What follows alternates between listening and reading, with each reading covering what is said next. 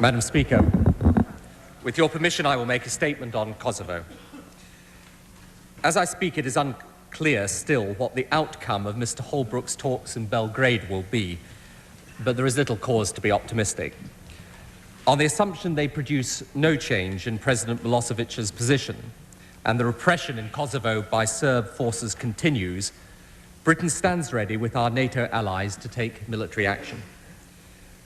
We do so for very clear reasons. We do so primarily to avert what would otherwise be a humanitarian disaster in Kosovo. Let me give the House an indication of the scale of what is happening.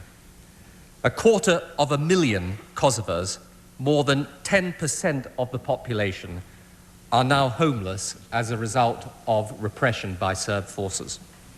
65,000 people have been forced from their homes in the last month, and no less than 25,000 in the 4 days since peace talks broke down. Only yesterday, 5,000 people in the Srebrenica area were forcibly evicted from their villages. Much of the Drenica region of northern Kosovo is being cleared of ethnic Albanians. Every single village the UNHCR observers could see in the Glogovac and Srebrenica region yesterday, every village was on fire.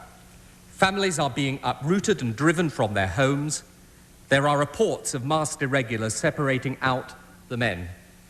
We don't know what their fate will be, but the House will recall that at Srebrenica they were killed. Since last summer, 2,000 people have died. Without the international verification force, there is no doubt the numbers would have been vastly higher. We act also because we know from bitter experience throughout this century, most recently in Bosnia, that instability and civil war in one part of the Balkans inevitably spills over into the whole of it and affects the rest of Europe too. Let me remind the House, there are now over 1 million refugees from the former Yugoslavia inside the European Union countries. If Kosovo was left to the mercy of Serbian repression, there is not merely a risk, but a probability of reigniting unrest in Albania, Macedonia destabilized, almost certain knock-on effects in Bosnia, and further tension between Greece and Turkey. There are strategic interests, therefore, for the whole of Europe at stake. We cannot contemplate on the doorstep of the European Union a disintegration into chaos and disorder. And thirdly, Madam Speaker, we have made a very plain promise to the Kosovar people. Thousands of them returned to their homes as a result of the ceasefire negotiated last October. We have said to them and to Milosevic that we would not tolerate the brutal suppression of the civilian population. After the massacre at Ratchak, these threats to Milosevic and warnings were repeated.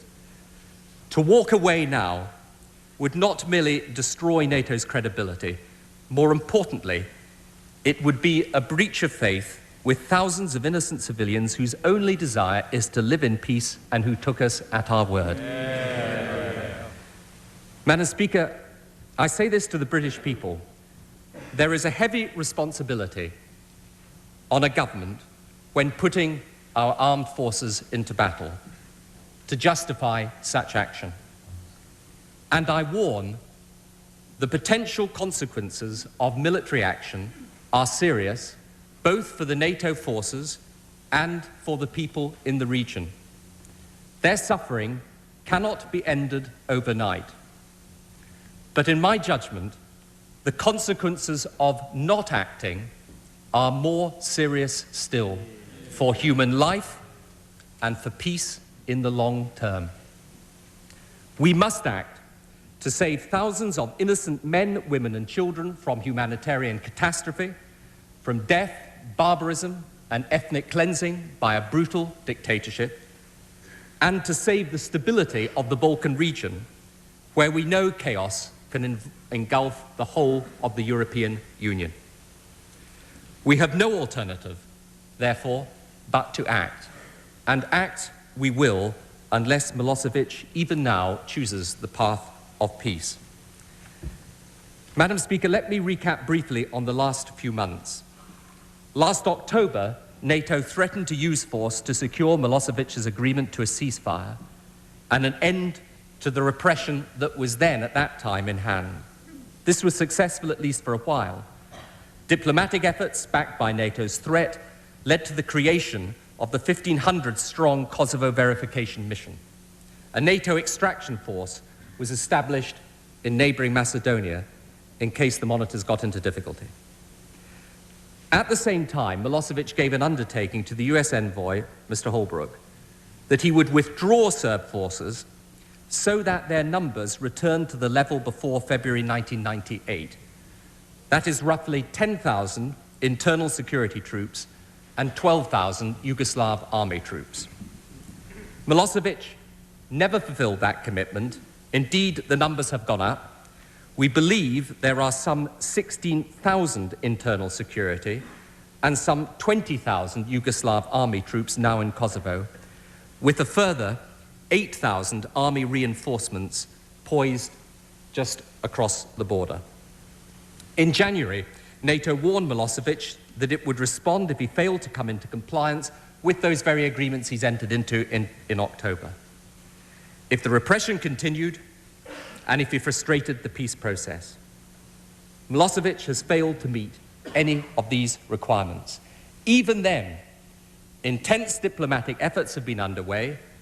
The Foreign Secretary and his French colleague, Mr. Vadrine, have co-chaired the peace talks in France, and there is now an agreement on the table. Autonomy for Kosovo will be guaranteed, with a democratically elected assembly, accountable institutions, locally controlled police forces. After 3 years, Kosovo's status would be reviewed. The rights of all inhabitants under that agreement, including Serbs, would be protected regardless of their ethnic background. And the awful conflict that has been a blight on the lives of its people could come to an end. And the Kosovo Albanians have signed this peace agreement. The Serbs have not. They have reneged on the commitments they made on the political texts at these talks at Rambouillet, and they refuse to allow a peacekeeping force in Kosovo under NATO command to underpin implementation of the agreement. It takes two sides to make peace. So far, only one side has shown itself willing to make that commitment. It was Milosevic who stripped Kosovo of its autonomy in 1989, and it is Milosevic who is now refusing to tackle a political problem by political means. NATO action would be in the form of airstrikes. It will involve many NATO countries. It has the full support of NATO. It will have as its minimum objective to curb continued Serbian repression in Kosovo in order to avert a humanitarian disaster. It would therefore target the military capability of the Serb dictatorship.